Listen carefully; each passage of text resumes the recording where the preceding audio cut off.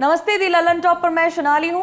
भारतीय reserve bank RBI ने बुधवार 14 जुलाई को मास्टरकार्ड एशिया पैसिफिक के नए क्रेडिट, डेबिट और प्रीपेड कार्ड ग्राहक बनाने पर रोक लगा दी है। ये रोक 22 जुलाई से प्रभाव में आएगी।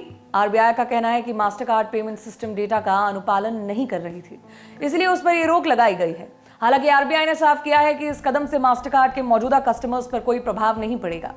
केंद्रीय बैंक ने मास्टरकार्ड के खिलाफ अपनी कार्यवाही को लेकर कहा कि कंपनी पर्याप्त समय और अवसर देने के बाद भी पेमेंट सिस्टम डेटा के रखरखाव से जुड़े दिशा निर्देशों का अनुपालन करने में विफल रही है। आरबीआई के अनुसार भुगतान प्रणाली आंकड़ों के रखरखाव को लेकर 6 अप्रैल 2018 को पत्र जारी किया गया था।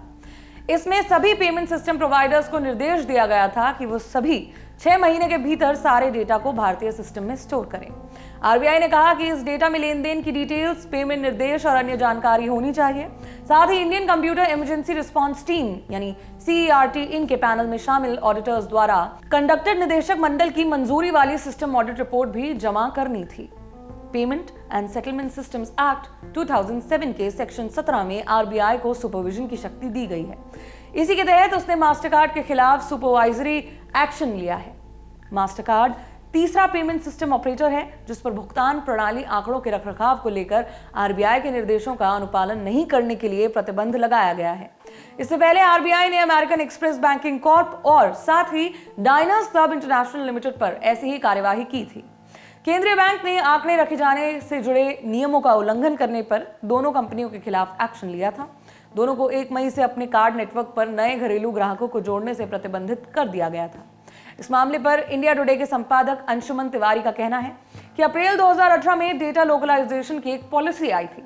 इसमें कहा गया था कि भारतीयों के डेटा को भारत में ही सुरक्षित रखा जाएगा ताकि भारत के रेगुलेटर्स इसको जरूरत पड़ने पर एक्सेस कर सकेंगे, खासतौर से पेमेंट सिस्टम का डेटा। अंशुमन ने बताया कि जो कंपनियां इस पॉलिसी का पालन नहीं करती उन पर आरबीआई एक्शन लेता है। यहां बता दें कि आरबीआई ने इसी साल मार्च के महीने में एचडीएफसी बैंक पर भी नए क्रेडिट कार्ड जारी करने से रोक लगा दी थी।